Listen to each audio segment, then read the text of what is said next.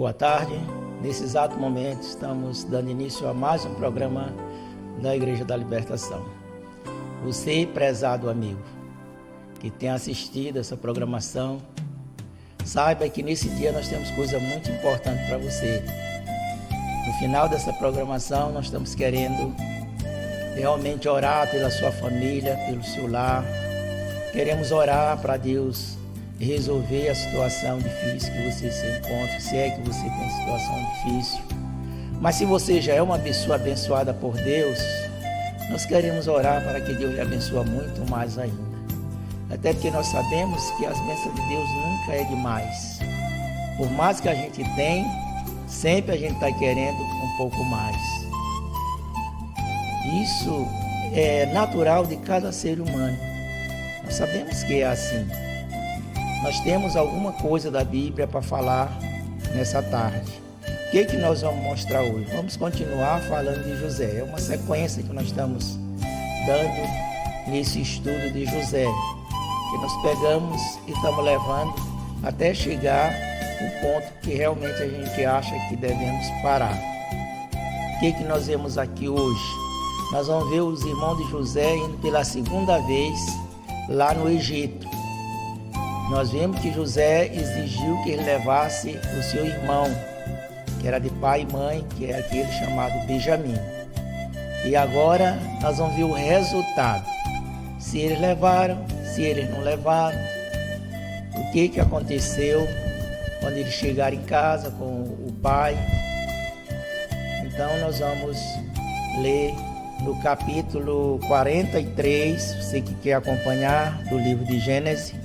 E vamos dar continuidade nessa leitura do versículo 1. O que diz aqui? Os irmãos de José regressam com Benjamim. A fome era grande na terra. Aconteceu que, como acabaram de comer o trigo que trouxeram do Egito, disse-lhe seu pai: voltai e comprai-nos um pouco de alimento.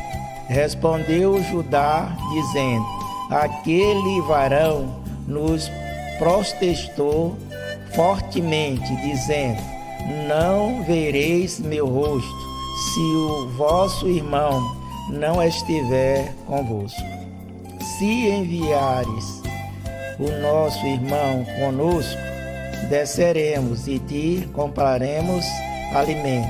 Mas se não o enviares, não desceremos, porque aquele varão nos disse: não vereis meu rosto se o vosso irmão não estiver convosco. Disse-lhe Israel: por que me fizeste este mal, declarando àquele varão que tinhas outro irmão? Eles responderam: aquele varão nos perguntou particularmente por nós e por nossa família, dizendo: vive ainda o vosso pai? Tende outro irmão? E lhe respondemos conforme as mesmas palavras. Acaso podíamos saber que ele nos diria: trazei vosso irmão? Então Judá disse a Israel seu pai: envia o jovem comigo, e nos levantaremos e iremos, para que vivamos e não morramos, nem nós, nem tu e nem nossos filhos. Eu serei fiador dele, de minha mão o requererás. Se eu não o trouxer de volta a ti, e se não o puser diante de ti, se serei culpado para contigo para sempre. Pois se não nos tivéssemos demorado, certamente já estaríamos pela segunda vez de volta. Respondeu-lhe Israel, seu pai: pois que assim é, fazei isso, tomai do melhor da terra em vossas sacas e levai ao varão um presente, um pouco de bálsamo, um pouco de mel, especiarias, mirra, nozes de pistache e amêndoas. Levai também em vossas mãos o dobro do dinheiro, o dinheiro que tornou na boca de vosso saco, tomai e levai. Bem pode ser que fosse engano. Tomai também o vosso irmão, levantai-vos e voltai àquele varão. E o Deus onipotente vos dê misericórdia diante daquele varão e vos restituya vosso irmão e Benjamim. E se eu ficar sem filho o ficarei. Que Deus abençoe essas palavras no nosso coração. Senhor meu Deus, em nome santo e poderoso de Jesus, na tua presença, meu Pai, eu venho diante de ti apresentar esse texto que foi lido, meu Pai Celeste. E peço sabedoria dos céus para falar do teu amor, da tua grandeza, para mostrar, Senhor Deus, aquilo que o Senhor quer fazer na vida de cada um de nós, aquilo que o Senhor tem de melhor para cada pessoa e se coloca à sua disposição. Queremos mostrar nessa tarde que o Senhor é bom e que a sua bondade se estende de geração a geração, que o Senhor tem os planos melhor e maior na vida de cada pessoa que confia no Senhor. Em nome de Jesus, meu Pai Celeste, que eu estou te pedindo hoje e eternamente. Amém e amém. Então, meu amigo, o que nós vemos aqui? Nós vemos José agora, os irmãos dele preocupados, porque tinham que voltar para comprar mantimento, porque o trigo que eles tinham levado tinha acabado e havia uma necessidade de voltarem lá e pegar mais mantimento, pegar mais trigo. E como voltar? Se eles não levassem o seu irmão Benjamim. Aquele homem tinha dito: se vocês não trouxerem o seu irmão, então vocês não vão ver o meu rosto. E além do mais, estava lá o outro irmão preso, esperando que chegasse o Benjamim para poder ser solto, que era o Rubem, tinha ficado preso ali. E agora havia uma necessidade de levarem o Benjamim para poder trazer esse irmão dele. O que é que nós vemos aqui? Nós vemos que José conhecia aquela família, porque ele pertencia àquela família. Por essa razão ele fez aquelas perguntas que os irmãos não entenderam o porquê dele perguntar: e o seu pai ainda vive? Que ele queria saber se o pai dele ainda estava vivo, porque estava com muito tempo que ele tinha saído ali do meio da sua parentela, ele tinha sido vendido e ele não sabia o que tinha acontecido nesse período. Uma outra coisa que a gente vê é o Benjamim. O que era o Benjamim? O Benjamim, a gente já falou que era o irmão mais novo deles e era o único irmão de pai e mãe com José. José pensava o seguinte, a gente dá para entender assim: olha, se eles me venderam, fizeram tanta maldade comigo, o que seria que eles tenham feito com o meu irmão Benjamim? Pode ser que eles venderam para uma outra pessoa, ou então venderam para cá para o Egito e nós nunca nos encontramos. Então, por essa razão, ele criou uma prova concreta do que o Benjamim estava vivo e estava bem. E não tinha como essa prova acontecer sem que ele levasse o Benjamim para ele ver, para ele poder olhar e realmente descobrir se ele estava vivo ou não.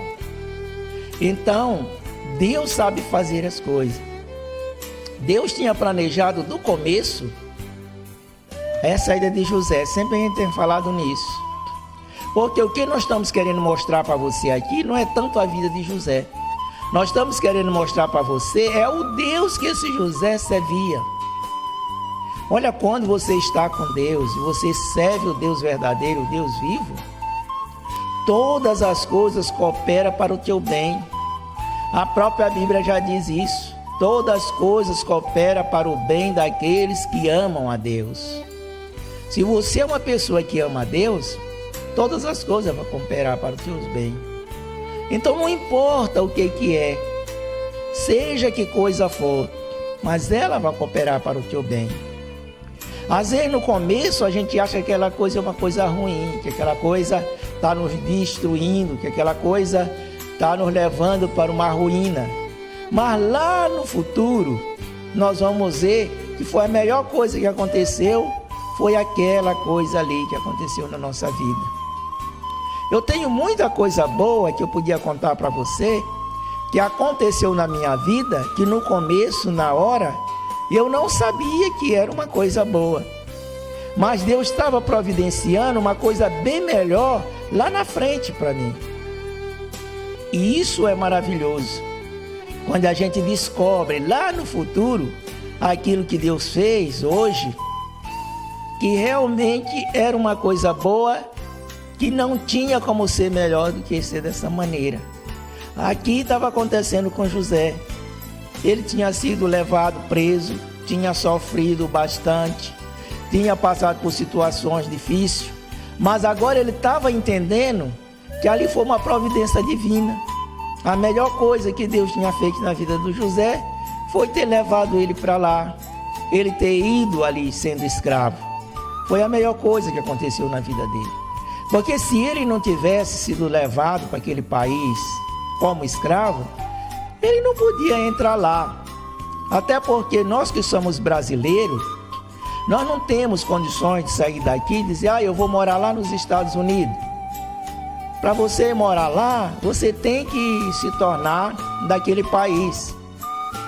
Porque se você não fizer isso, a não ser que você vá a um trabalho, alguém lhe contrata aqui, alguma empresa grande de lá, e leva você para trabalhar lá dentro. Aí é uma outra coisa. Mas para você ir morar, sair com a sua bagagem, com as suas coisas para morar lá, não é fácil. Porque lá é um outro país, lá é um outro povo. Ele não está um passo. Simplesmente você chegar e dizer, pronto, eu vim morar, e dizer, não, pode ficar. Isso não acontece. Então José, que era ali de Canaã, como era que ele ia se infiltrar lá naquele país do Egito, que na época era a maior potência do mundo, se ele não fosse levado como escravo? Não tinha como ele viver lá. Então ele chegando lá como escravo, ele já passou a ser daquele país, porque quem comprou ele já deu o direito dele fazer parte daquele país.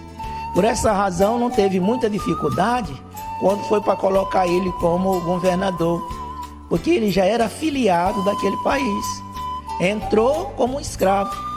O dono dele era daquele país, então já passou também a fazer parte daquela nação. E agora ele era o governador dali. A autoridade máxima, além dele, só o rei. Tinha a voz acima de todos. E o que a gente vê é que mesmo assim ele não se colocou no ato de vingança, porque nós às vezes queremos nos vingar. Antigamente eu era um Zé Ninguém, a pessoa fazia de mim o que queria. Agora eu estou em cima, eu posso fazer o que eu quero. Então começa a maltratar aquelas pessoas que um dia lhe prejudicaram. Mas ele não era dessa natureza. Até porque quando você é uma pessoa de Deus, você não quer se vingar de ninguém. Antes você quer ajudar as pessoas a sair daquela situação difícil que aquela pessoa se encontra. Essa é a função das pessoas que são de Deus. Aqui, esse era um homem de Deus. Aquilo que ele estava fazendo com seus irmãos não era o motivo de vingança, não era para se vingar dos irmãos, mas era para ter uma prova concreta do que o seu irmão estava vivo, do que o seu irmão estava bem. Também do seu pai, saber que o seu pai estava bem. Mas o irmão dele não sabia isso, até porque nunca iam achar que ele era aquela pessoa que foi vendido como escravo. Achavam que ele estava numa pior, achavam que talvez ele tivesse até já morrido, vivesse sofrendo ali no Egito. Na realidade, ele estava numa situação bem mais elevada, uma situação boa. É isso que a gente vê nesse texto. Mas o pai dele tinha uma certa preocupação. Eu já perdi um dos meus filhos. Se eu perder esse outro, eu vou morrer de tristeza. Essa era a preocupação de Jacó, não deixar os irmãos levar aquele Benjamim. Ele não sabia que eram os irmãos que tinham vendido José. Mas o que ele sabia é que esse Benjamim era o menor, o mais novo. Ele não queria perder. Era o único filho que ele tinha da mulher que ele amava, que era aquela mulher chamada Raquel. Era o único que ele tinha. Ele não queria perder aquele filho. E aqueles irmãos precisavam levar ele, porque se não levasse, não tinha como chegar diante do rei, do faraó, do governador, para fazer a compra. Eles não podiam mais negociar com ele. Às vezes, tem alguma coisa que vem com um aspecto de nos